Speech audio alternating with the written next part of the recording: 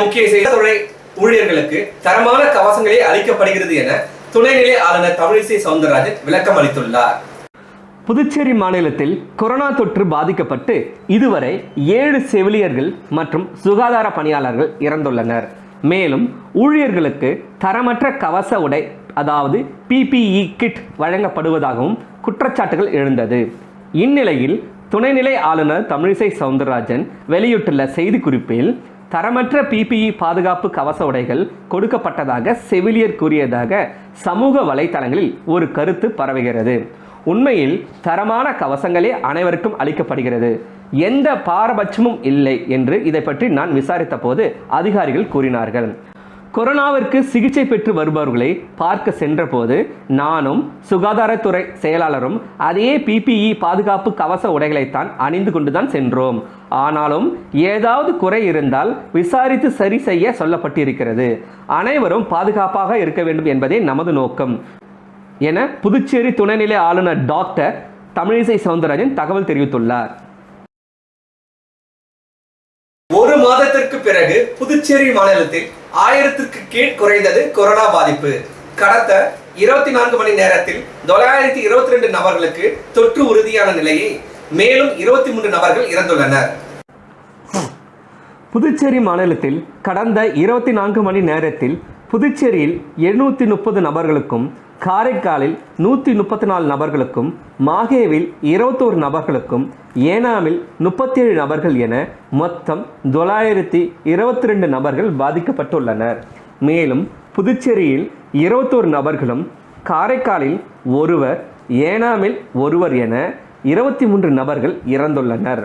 இதனால் மாநிலத்தில் இறந்தோர்களின் எண்ணிக்கை 1382ஆக உயர்ந்துள்ளது. தற்போது 15,835 நபர்கள் சிகிச்சை பெற்று வரும் இந்நிலையில் 79,765 நபர்கள் குணமடைந்து வீடு திரும்பியுள்ளனர். மாநிலத்தின் மொத்த பாதிப்பு 96,982ஆக உள்ளது என சுகாதாரத்துறை தகவல் தெரிவித்துள்ளது. ஒரு மாதத்திற்கு பிறகு 1000க்கும் குறைவான நபர்களுக்கு தொற்று உறுதி செய்யப்பட்டுள்ளது. இது மக்களுக்கு ஆறுதல் அளிக்கும் வகையில் உள்ளது என தெரிவித்துள்ளார்கள். யாஸ் புயல் எதிரொலியாக புதுச்சேரி துறைமுகத்தில் 1ஆம் எண் புயல் கூண்டு ஏற்றப்பட்டுள்ளது. வங்கக்கடலில் உருவாகியுள்ள காற்றழுத்த தாழ்வு பகுதி நாளை புயலாக மாறி வலுப்பெறுகிறது. இது நாளை தீவிரமடைந்து ஒடிசா, மேற்கு வங்க கடற்கரையை நோக்கி கடக்க வாய்ப்புள்ளதாகவும் இதன் காரணமாக சென்னை மற்றும் தெற்கு அந்தமான் மேலும் வடக்கு அந்தமான் ஆகிய இடங்களில் பலத்த மழை பெய்யக்கூடும் என வானிலை மையம் அறிவித்துள்ளது. வங்கக்கடலில் காற்றழுத்த தாழ்வு பகுதி நாளை யாஸ் புயலாக வலுவடையும். இந்நிலையில் புதுச்சேரி துறைமுகத்தில் 1ஆம் எண் புயல் எச்சரிக்கை கூண்டு ஏற்றப்பட்டுள்ளது. வரத்து குறைவாக உள்ளதால் காய்கறிகளின் விலை உயர்வு. தமிழகத்தில் முழு ஊரடங்கு உள்ள நிலையில் புதுச்சேரியில் அத்தியாவசிய கடைகள் பகல் 12 மணி வரை இயங்க அனுமதி. தமிழகத்தில் இன்று முதல் ஒரு வாரத்திற்கு முழு ஊரடங்கு பிறப்பிக்கப்பட்டுள்ளதால் அனைத்து கடைகளும் மூடப்பட்டு உள்ளது. ஆனால் புதுச்சேரியில் தளர்வுடன் கூடிய ஊரடங்கு மே 31ஆம் தேதி வரை நீட்டிக்கப்பட்டுள்ளது. காய்கறி, மளிகை, பழங்கள் உள்ளிட்ட அத்தியாவசிய கடைகள் இயக்கப்பட்டு வருகின்றது. குறிப்பாக நேரு வீதி, பெரிய மார்க்கெட் உள்ளிட்ட பகுதிகளில் காய்கறி கடைகள் காலை முதல் மதியம் 12 மணி வரை இயக்க அனுமதிக்கப்பட்டுள்ள இந்நிலையில் காய்கறிகளின் வரத்து குறைந்துள்ளதால் புதுச்சேரியில் காய்கறிகளின் விலை நேற்றை விட இன்று அதிகரித்து விற்பனை செய்யப்படுகிறது.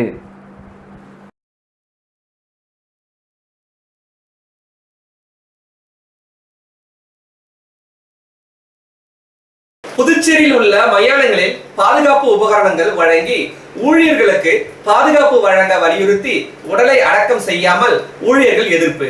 அதிகாரிகள் பேச்சுவார்த்தையை அடுத்து போராட்டம் வாபஸ். புதுச்சேரியில் நேற்று கருவடிக்குப்பம் மயானத்தில் ஒருவருடைய உடலை எரிக்க ஊழியர்கள் முற்பட்ட போது உறவினர்கள் மற்றும் நண்பர்கள் என 20க்கும் மேற்பட்டோர் மயானத்திற்கு உள்ளே நுழைந்தனர். கொரோனா தடுப்பு காரணமாக அவர்களை தடுத்த போது அவர்களுக்குள் தகராறு ஏற்பட்டு ஊழியரை இறந்தவரின் உறவினர்கள் தாக்கியதாக கூறப்படுகிறது. இந்நிலையில் இன்று புதுச்சேரி கருவடிக்குப்பம், சோலை நகர், தேங்காய்திட்டு, ரெட்டியார்பாளையம், வில்லியனூர் உள்ளிட்ட மயானங்களுக்கு எந்த உடலையும் எரிக்காமல் போராட்டத்தில் ஈடுபட்டனர். தொடர்ந்து சட்டமன்ற உறுப்பினர் நேரு மற்றும் நகராட்சி அதிகாரிகள் பேச்சுவார்த்தை எடுத்து மயான ஊழியர்களுக்கு தேவையான உதவிகளை செய்து தர நடவடிக்கை எடுக்கப்படும் என உறுதி அளித்ததை தொடர்ந்து போராட்டம் வாபஸ் பெற்றது. பின்னர் மயான ஊழியர்கள் உடலை எரியூட்டி வருகின்றனர்.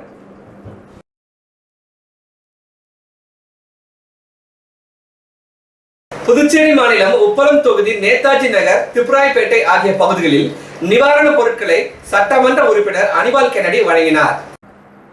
புதுச்சேரி மாநிலம் உப்பளம் தொகுதி நேதாஜி நகர் பகுதியில் அவ்வை நகர், வம்பாக்கீரபாளையம் பகுதியில் நடுத்தெரு, திப்ராய்பேட்டை, அந்தோணி கோயில் தெரு ஆகிய இடங்களில் கொரோனா வைரஸ் தாக்குதலாக லாக்டவுன் செய்யப்பட்டு உள்ளது.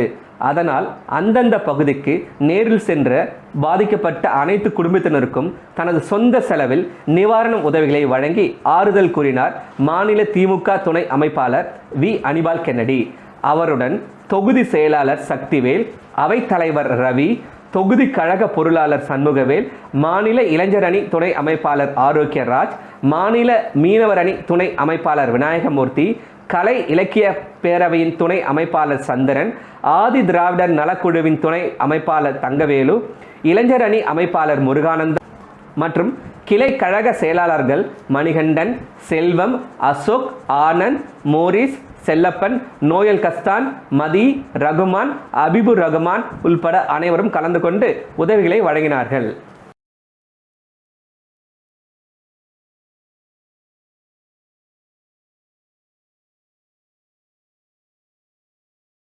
ராஜீவ்காந்தி நினைவு நாளை முன்னிட்டு உழவர்கரை தொகுதியில் பொதுமக்களுக்கு காங்கிரஸ் கட்சி சார்பாக கபசூர குடிநீர் வழங்கப்பட்டது. முன்னாள் பாரத பிரதமர் அமரர் ராஜீவ்காந்தி நினைவு நாளையொட்டி உழவர்கரை தொகுதியில் காங்கிரஸ் தலைவர் ரவிச்சந்திரன் தலைமையில் ராஜீவ்காந்தி படத்திற்கு மலர் தூவி மரியாதை செய்யப்பட்டது. அதனைத் தொடர்ந்து பொதுமக்களுக்கு முதலமைச்சர் மற்றும் கபசுர குடிநீர் வழங்கப்பட்டது. போது இந்நிகழ்ச்சியில் சிறப்பு விருந்தினராக முன்னாள் முதல்வர் நாராயணசாமி, காங்கிரஸ் கட்சி தலைவர் சுப்பிரமணியம் கலந்து கொண்டு வழங்கினார். மேலும் இந்நிகழ்ச்சியில் காங்கிரஸ் பிரமுகர் செல்வராஜ் முன்னிலை பயின்ற முன்னாள் மாணவர்கள் சார்பாக பல்வேறு இடங்களில் 300 நபர்களுக்கு உணவு வழங்கப்பட்டது. கொரோனா நோய் தொற்று புதுச்சேரியில் அதிகரித்து வருகிறது. இதனை கட்டுப்படுத்த அரசு பல்வேறு நடைமுறைகளை செயல்படுத்தி வருகிறது. இந்நிலையில் வீடற்ற ஏழை எளிய மக்களுக்கு உதவும் வகையில் புதுச்சேரி வீரமாமுனிவர் பள்ளியில் பயின்ற முன்னாள் மாணவர்கள் மற்றும் சுதாகர் தலைமையில் பல்வேறு இடங்களில் தினம்தோறும் இலவசமாக உணவு மற்றும் தண்ணீர் வழங்கப்பட்டு வருகிறது. இதன் ஒரு பகுதியாக நேற்று மாலை புதுச்சேரி மாநிலம் முழுவதும் உணவு வழங்கினர். மேலும் பாதுகாப்பு பணியில் ஈடுபட்டுள்ள காவல்துறையினருக்கு இரவு நேரங்களில் சிற்றுண்டி வழங்கி வருகிறார். இச்செயல் பொதுமக்களிடையே மிகுந்த